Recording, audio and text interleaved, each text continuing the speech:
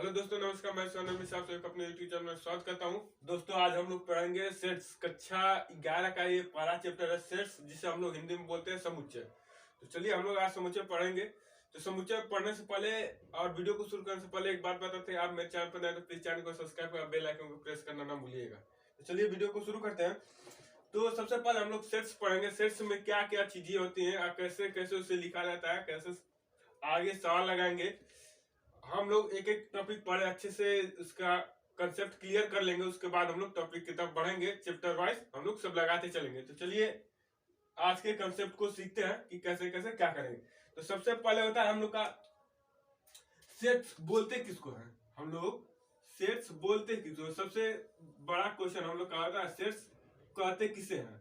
ठीक, सेट्स हम उसे कहते हैं किसी भी वस्तु को हम लोग सुपरिभाषित या अच्छे ढंग से हम लोग जिसे लिखते हैं उसे हम लोग क्या बोलते हैं, सेट्स बोलते हैं। जिसे हम लोग क्या करें, सुपरिभाषित कर सके,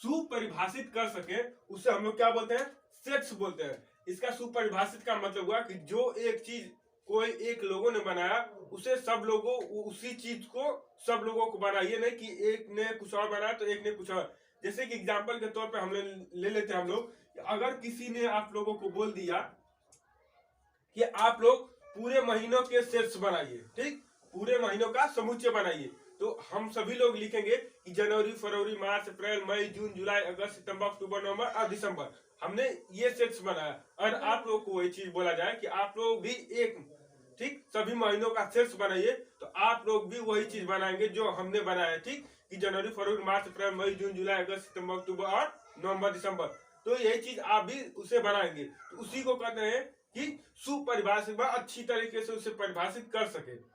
चलिए हम लोग कुछ एग्जाम्पल इस पे देख लेते हैं। जैसे कि मान लीजिए कि हमने बोल दिया कि आप लोगों को वीक का बनाना है, ठीक, तो वीक का बनाना होगा अगर आप लोग को सेट्स, तो आप लोग कैसे बनाएंगे। अगर हमें बनाना होगा तो हम बनाएंगे कि Sunday, Monday, Wednesday, Thursday, Friday और एंड सैटरडे। अगर आप लोगों को बोला जाए तो आप लोग भी यही सेट्स बनाएंगे जिसमें कोई अंतर नहीं होगा। ठीक, तो ऐसे होते हैं सेट्स के एग्जाम्पल।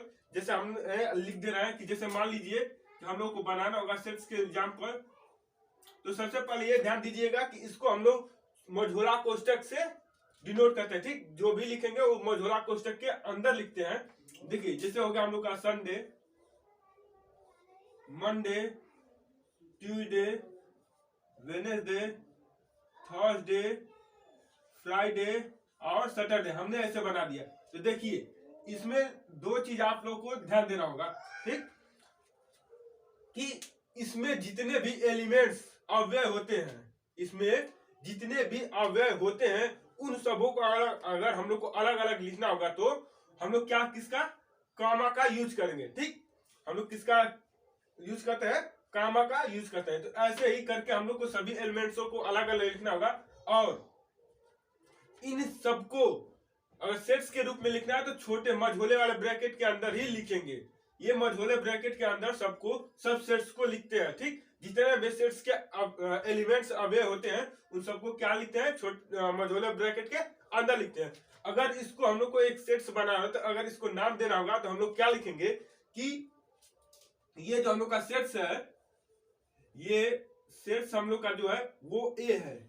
ये सेट्स क्या हम लोग का ए है और ये सेट ए के सभी एलिमेंट है। ये सेट्स ए के सभी क्या है, एलिमेंट है। तो इसका मतलब हुआ कि ये जितने भी एलिमेंट यहाँ पे हमने लिखा है, मतलब जितने भी हमने नाम लिखा है संडे, मंडे, ठीक, जो भी हमने लिखा है, जिस यहाँ पे जो भी एलिमेंट होगा वो सब किसके एलिमेंट होंगे, सेट ए। इसे हम लोग अलग अलग ग्रुप में भी लिख सकते हैं। ए भी लिख सकते हैं, बी भी लिख सकते हैं, एक्स भी लिख सकते हैं, वाई भी लिख सकते हैं, जेड भी लिख सकते हैं। इसे हम लोग कुछ भी लिख सकते हैं। सेट्स को अगर दिखाना होगा तो हम लोग कुछ भी लिख के इसे रिप्रेजेंट कर सकते हैं। लेकिन एक बात आप लोग और ध्यान देगा, अगर हम लोग सेट्स को डिनोट करेंगे तो इसे हमेशा बड़े अक्षरों में ही क्या करेंगे, डिनोट करते हैं।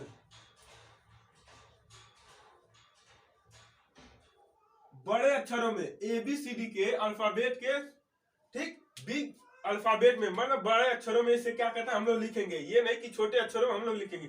जितने भी सेट्स को डिनोट करना होगा कि ये सेट्स है, तो उसे हम लोग बड़े अक्षरों में लिखेंगे। और जितने भी अंदर के एलिमेंट होंगे, जितने भी अंदर के अवयव होते हैं जो हम लोग सेट्स के अंदर होते हैं, सबको छोटे अक्षरों में लिखेंगे। ठीक, मान लीजिए कि हम लोग ने लिखा कि बी का एलिमेंट लिखना है, बी के सेट्स बनाने हैं, तो हमने बना दिया इसको ए बी सी डी और ई।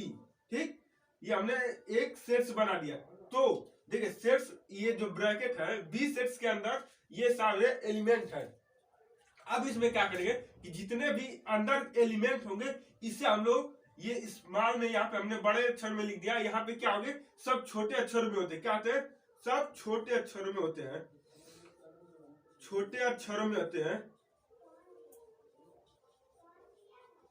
ठीक, यहाँ पे सभी क्या होते हैं? छोटे अक्षरों में। ये छोटा वाला यस रहेगा, छोटा वाला यम रहेगा, छोटा वाला टी रहेगा, छोटा वाला डब्ल्यू रहेगा, यहाँ पे टी बी ये वाला छोटा भी रहेगा, यह भी क्या होगा छोटा वाला रहेगा, और यस भी क्या होगा छोटा वाला ही रहेगा।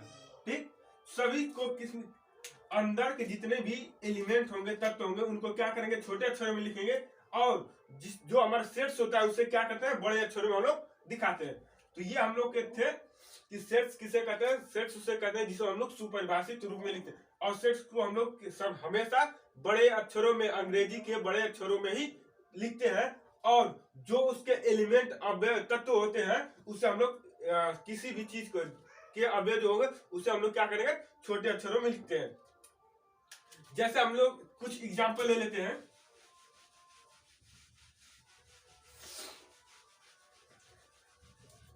देखिए इसमें से क्या करेंगे हम लोग कुछ एग्जाम्पल ले लेना है। जैसे मान लीजिए पहला एग्जाम्पल हम लोगों ने ले लिया कि आप लोगों को 10 से कम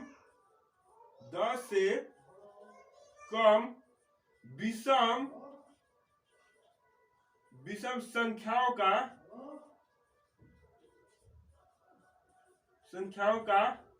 क्या बनाना है? समुच्चय बनाना है,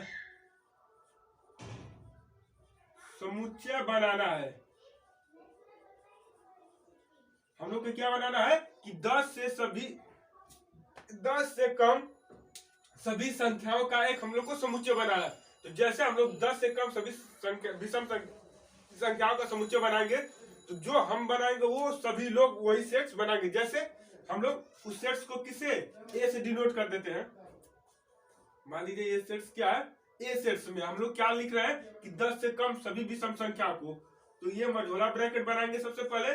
उसके बाद 10 से कम सभी विषम संख्याओं को लिखना होगा तो लिखेंगे 2 3 5 7 9। ठीक, 3 5 7 9 ये क्या होंगे? सभी विषम संख्या हो गई। तो हमने 3 5 7 9 का सेट बनाया कि 10 से कम विषम संख्या का अगर किसी और को भी दे दिया जाए कि आपको 10 से कम सभी विषम संख्याओं का सेट्स बनाना है तो सभी लोग यही सेट्स बनाएंगे। ठीक, कि 3 5 7 9।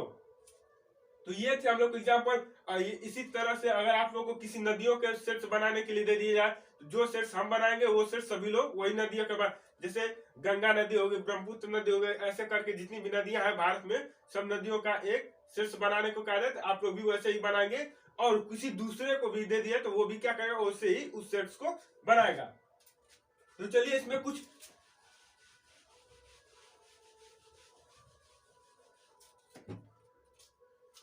इसमें कुछ ऐसे नंबर को हम लोग दिखाने के लिए सेट्स के अंदर हम लोग उसे दिखाने के लिए कि किससे क्या दिखाते हैं उसको दिखाने के लिए हम लोगों ने कुछ अपने तरफ से नंबरों का आप लोगों को ऐसे कर दिया कि आप लोग को बुक में एनी जगह वो चीज मिलेगी।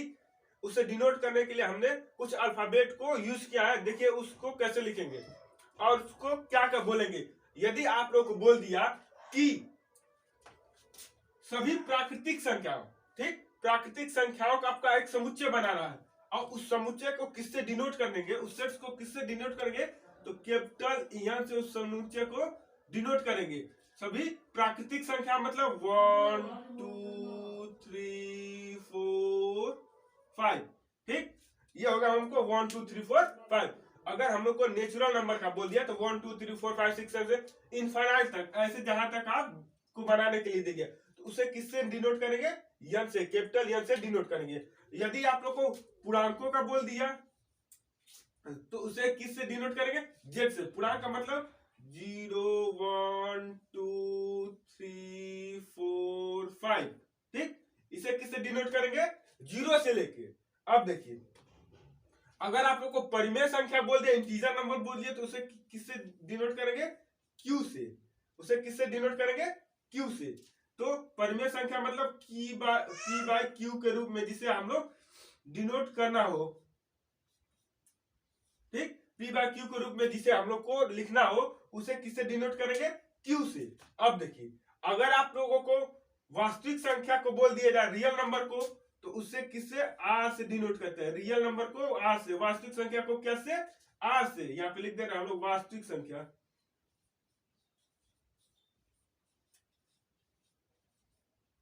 वास्तविक संख्या, ठीक। वास्तविक संख्या को आर से। अब देखिए अगर हम लोग को ये पूर्णांक मतलब कि इसमें प्लस भी आ जाएगा और माइनस भी आ जाएगा। अगर हम लोगों को इसको इसमें माइनस भी आ जाए, -1 -2 -3, इसमें ये भी आ जाते हैं। अब अगर हम लोग को धन पूर्णांक को दिखाना होगा तब अगर हम लोग को ये निगेटिव नंबर को ना लिख के हम लोग को बस पॉजिटिव नंबर को लिखना होगा तो जेड पर क्या डाल देंगे, प्लस डाल के इसको लिख देंगे, ठीक। यहाँ पे जो भी हम सेट्स लिखेंगे वो क्या देंगे, ठीक, धनात्मक पूर्णांक आ जाएंगे, ठीक। धनात्मक जैसे 1 2 3 4 5 ये सब धनात्मक आ जाएंगे। अगर हम लोग को, ठीक, परिमेय संख्या, धनात्मक परिमेय संख्या को लिखना होगा तो क्यू को प्लस कर देंगे तो हम लोग का धनात्मक हो गया, ठीक। अगर धनात्मक वास्तविक संख्या को लिखना होगा तो हम लोग कर देंगे आर प्लस। ये ऐसे सिंबल है जिसे हम लोग एनी टाइम हर जगह इस आपके चैप्टर सेट्स में यूज करेंगे। जहां पे अगर यन लिखा होगा तो हम लोग जान जाएंगे कि ये क्या है, प्राकृतिक संख्या है। जेड क्या है, वो पूर्णांक है। क्यू अगर लिखा रहेगा बड़ा वाला तो जान जाएंगे कि ये परिमेय संख्या है। और आर लिखा रहेगा तो जान जाएंगे कि वो वास्तविक संख्याओं का बोल रहा है। और जेड प्लस दिया रहेगा तो वो धन पूर्णांक का पूछ रहा है। और क्यू प्लस दिया रहेगा तो वो धन परिमेय का पूछ रहा है। आर प्लस दिया है तो वास्तविक धन वास्तविक संख्याओं का पूछ रहा है, समुच्चय, ठीक। तो ऐसे ये भी कुछ हम लोग के सिंबल है जिसे हम लोग को याद करके रखना पड़ेगा। अब चलिए आगे देखते हैं।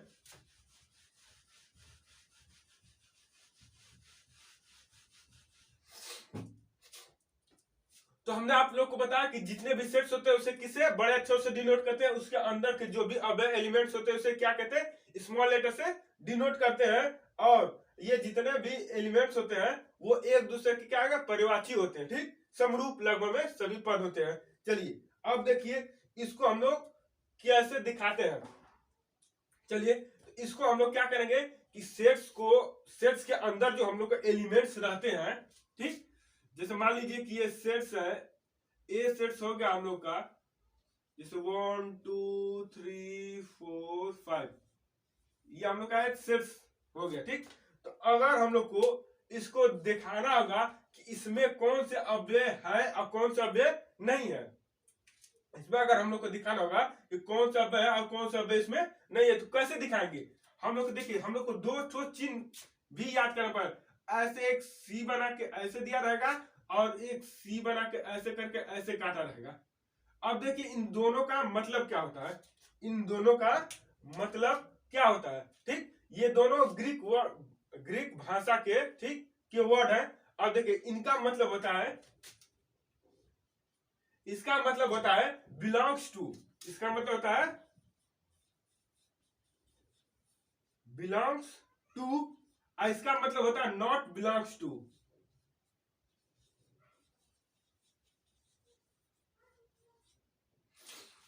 इसका मतलब बिलोंग्स टू का मतलब कि इसमें यह क्या रहा, इस सेट्स में यह तत्व है, यह अव्यय है, इससे ये क्या है, रिलेशन रखता है। और नॉट बिलोंग्स टू का मतलब इसमें जो एलिमेंट है उसमें वो क्या कर रहा है कि उसमें इस सेट से वो जैसे कि इस सेट से वो परिचय मतलब रिलेशन नहीं रख रहा, ठीक। इस सेट से वो क्या कर रहा है, रिलेशन नहीं रख रहा है। इसीलिए बिलोंग्स टू और नॉट बिलोंग्स टू। देखिए जैसे अगर हम लोग को इसमें लिखना होगा कि बिलोंग्स टू क्या है, नॉट बिलोंग्स टू क्या है। अगर हम लोग को लिखना होगा, अगर कोई पूछ दिया कि नंबर दो बिलोंग्स टू ए, कि जो नंबर हम लोग का 2 है वो जो सेट्स ए है उसमें बिलोंग्स टू उससे रिलेशन उस रख रहा है कि नहीं रख रहा है। ठीक, अगर हम लोग पूछेगा ये कि 2 बिलोंग्स टू ए, तो हम लोग अब इस सेट्स में देखेंगे कि इस सेट्स में वो चीज है कि नहीं है। तो हमने क्या करना है, इस सेट्स में देखेंगे। देखिए यहाँ पे हम लोग का 2 मिल रहा है, यहाँ हम लोग का क्या मिला है, यहाँ पे 2 हम लोग का मिला है, तो मतलब कि 2 बिलोंग्स टू ए है। तो ये हम लोग का क्या सही दिया है कि ये जो हम लोग का 2 है वो ए में क्या है, बिलोंग्स टू कर रहा है, मतलब उससे वो रिलेशन रख रहा है। अगर हम लोग बोल दिए कि 9 बिलोंग्स टू ए, अगर ऑप्शन में दे दिया आप लोग को 9 बिलोंग्स टू ए, तो मतलब होगा कि 9 जो एलिमेंट्स है हम लोग का, 9 जो अव्यय है, जो इसके अंदर तत्व होते हैं, एलिमेंट्स है, उसमें है कि नहीं है। ठीक, अगर इसको दिखाना होगा, अगर कथन के रूप में दे दिया तो इसे क्या लिख देंगे कि ये गलत है, क्योंकि ए के अंदर 9 जो है, नंबर 9 वो नहीं है। तो इसको कैसे लिखेंगे, ई, ठीक, 9 नॉट बिलोंग्स टू, मतलब ऐसे ई लिख के काट देंगे और ए लिख देंगे। ठीक, कि 9 इस सेट्स के अंदर नहीं है। ठीक ठीक, अब अगर लिखना होगा, अगर आपसे कोई पूछ दिया कि 4 बिलोंग्स टू ए लिखिए, तो कैसे लिखेंगे, और 4 बिलोंग्स टू ए हम लोग को लिखना हो तो कैसे लिखेंगे, तो हम लोग लिखेंगे कि 4 बिलोंग्स टू ए। ठीक, 4 बिलोंग्स टू ए ऐसे लिख देंगे। ठीक, कि 4 हम लोग का इस सेट्स के अंदर स्थित है। अगर वही बोल दिया किसी ने कि 8 not belongs to A, 8 not belongs to A, किसी ने पूछा कि 8 नॉट बिलोंग्स टू ए, कि क्या 8 जो संख्या 8 है वो ए सेट्स में ए के समुच्चय है कि नहीं है। ठीक, ए से संबंध रखती है कि नहीं रखती है। इसमें देखेंगे तो हम लोग का 8 नहीं है, तो हम लोग ने बोल देंगे कि ये सही है। ठीक, कि 8 ए से संबंध ताल्लुक नहीं रखता। ठीक, तो आप लोग को समझ में आया कि इसे बिलोंग्स टू बोलते हैं, इसे बोलते हैं नॉट बिलोंग्स टू। ठीक, अब इसका मतलब होता है कि इससे वो संबंध रखता है, इसमें रखते हैं संबंध। ठीक, संबंध रखता है, हम यहाँ पे लिख देते हैं। इसमें होता है कि नहीं रखता है, संबंध नहीं रखता है, संबंध नहीं रखता है। ठीक, यहाँ पे हो जाएगा कि संबंध रखता है, बिलोंग्स टू का मतलब, और नॉट बिलोंग्स टू का मतलब होता है कि संबंध नहीं रखता है। तो ये थे हम लोग के सिंबल जो हम लोग आगे यूज करेंगे, कि अगर किसी संख्या में दे दिया है कि ई, ठीक, कि बिलोंग्स टू इतना और बिलोंग्स नॉट बिलोंग्स टू इतना, तो आप लोग को दिखाना पड़ेगा कि ये संख्या इसमें है कि नहीं है। ठीक, इसको ग्रीक वर्ड में जो हम लोग का ये हमने जिसे बिलोंग्स टू बोलते हैं, इसे ग्रीक वर्ड में इप्सिलॉन बोलते हैं। क्या बोलते हैं ग्रीक वर्ड में, इप्सिलॉन, इप्सिलॉन बोलते हैं। ठीक, इप्सिलॉन, ठीक, इसके बोलते हैं इप्सिलॉन बोलते हैं। ठीक, ग्रीक वर्ड में इसे इप्सिलॉन बोलते हैं, और हम लोग इस मैथ के अंदर इसे क्या बोलेंगे, बिलोंग्स टू बोलेंगे। ठीक, तो ये हम लोग के थे कि बिलोंग्स टू और नॉट बिलोंग्स टू हम लोग कहते किसे है। अब चलिए आगे हम लोग इसे 2 भाग में बांटा गया है, लिखने के तरीके से 2 भाग में, एक रोस्टर में,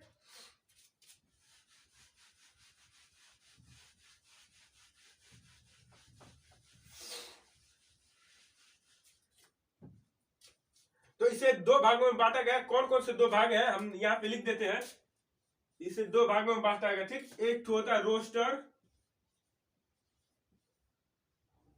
ठीक, रोस्टर में, और दूसरा जो होता है हम लोग का वो समुच्चय निर्माण।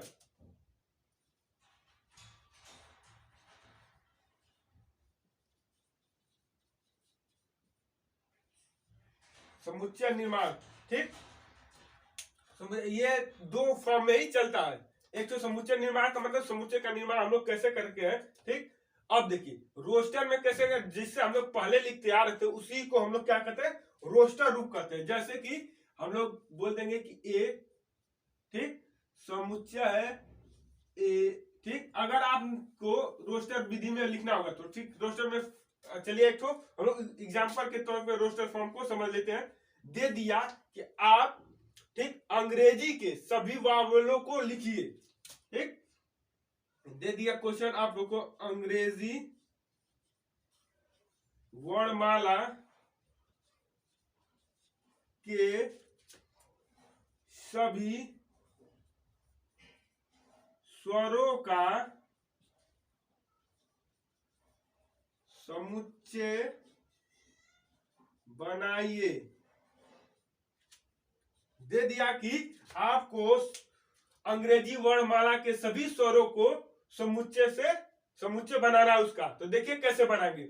अगर यहाँ पे दे दिया आप लोग को रोस्टर से आप लोग को समुच्चय निर्माण में बनाना है, और समुच्चय निर्माण से आप लोग को रोस्टर में, इसी में कन्वर्ट करके आप लोग को लगभग ये चैप्टर पूरा खत्म हो जाए। इसको इसमें, इसको इसमें देगा। अब देगा कि अंग्रेजी को वर्णमाला के सभी स्वरों को का समुच्चय बनाइए। तो चलिए, तो इसका हम लोग क्या बना लेते हैं, समुच्चय बना लेते हैं। कैसे बनाएंगे, ये जरूरी नहीं कि हम यहाँ पे ए लिख रहे हैं तो आप लोग भी यहाँ पे ए ही लिखेंगे। आप लोग कुछ भी लिख सकते हैं, लेकिन यहाँ पे बड़े अक्षरों में आप लोग को हमेशा लिखना है। अब देखिए यहाँ पे हम लोग लिख दिए मझोला कोष्ठक, ठीक। मझोला कोष्ठक के बाद इसमें जो भी आप एलिमेंट्स लिखेंगे, हम लोग जो भी एलिमेंट्स लिखेंगे उसे हम लोग छोटे ही फॉर्म में लिखेंगे। जैसे ए, ई, आई, ओ, यू। हमने क्या किया कि रोस्टर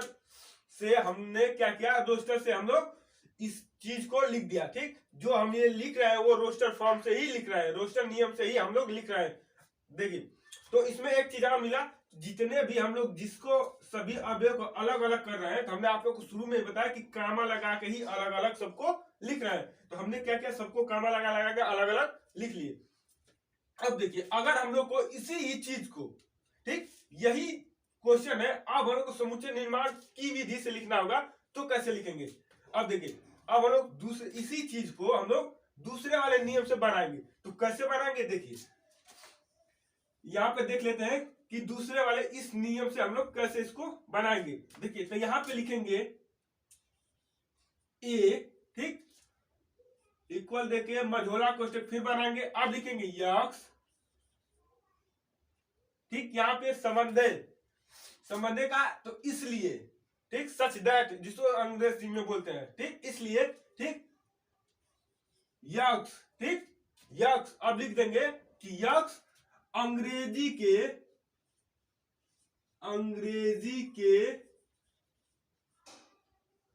वर्णमाला के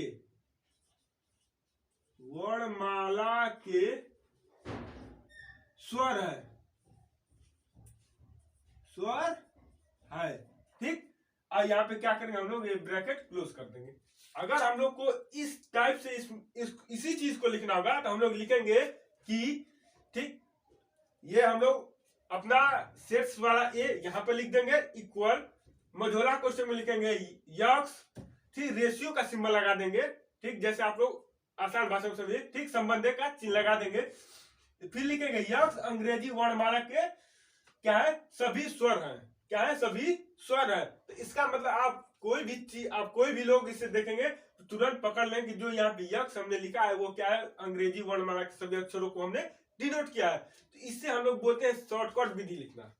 जैसे आप लोग अपने भाषा में लिखते हैं कि संक्षिप्त में लिखना, इतना न लिख के हम लोग डायरेक्ट इतना भी लिख सकते हैं, और इतना लिखा रहेगा तो हम लोग इतना भी हम लोग को लिखना पड़ेगा। तो चलिए इसमें 2-4 एग्जाम्पल और देख के अच्छे से समझ लेते हैं। जैसे दे दिया, दे दिया कि मान लीजिए कि कोई सेट्स दिया है V, कोई सेट्स दे दिया V। यदि उसमें बोल दिया कि जो यक्स रेशियो, ठीक, यक्स, ठीक, एक प्राकृतिक संख्या है, क्या है, एक प्राकृतिक संख्या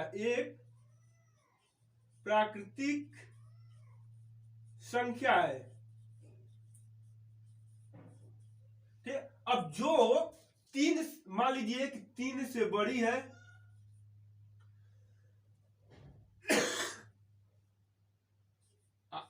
10 से क्या है, छोटी है, क्या इक्वल है, लिख दीजिए कि 10 से बड़ी है चाहे इक्वल है। अब देखिए हमने इसे दूसरे इस वाले रूप में लिखा, समुच्चय निर्माण की विधि के रूप में लिखा। हमने लिख दिया कि यक्स, आप लोग अपने भाषा में इसे बोल दीजिए कि क्या है, संबंधे का सिंबल है, संबंधे, नहीं तो इसे सच दैट इसलिए बोलते हैं। ठीक, यहां पे लिख दिया हमने। ठीक, इसको एक यक्स एक प्राकृतिक संख्या है जो 3 से बड़ी है और 10 से बराबर या उससे छोटी है। तो चलिए हम लोग इसको अगर इस रूप में लिखना होगा तो कैसे लिखेंगे, तो हम लोग को इस रूप में लिखना होगा तो लिखेंगे v, फिर ऐसे बनाएंगे मझोला कोष्ठक। अब 3 से बड़ी होनी चाहिए, 3 से बड़ी मतलब 4, 5, 6, 7, 8, 9। अब देखिए 9 तक लिखिए। ये बोला कि 10 बड़ा या उससे बराबर होता, हम लोग क्या 10 को भी लिख सकते हैं। देखिए तो हमने दोनों फॉर्म में आप लोगों को रोस्टर समुच्चय निर्माण के रूप में भी दोनों रूप में हमने आप लोगों को बता दिया।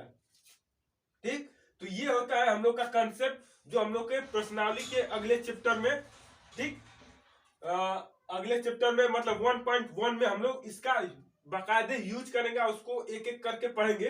तो आज के इस वीडियो में हम लोगों ने बस कंसेप्ट समझा। अब अगले वीडियो में हमने आप लोगों को बताएंगे कि इस कंसेप्ट को हम लोग उस चैप्टर में कैसे अप्लाई करेंगे, कैसे फॉलो कराएंगे, एक एक प्रश्न उसमें से हम लोग लगाएंगे। तो आज का वीडियो यहाँ पे समाप्त करते हैं। नमस्कार।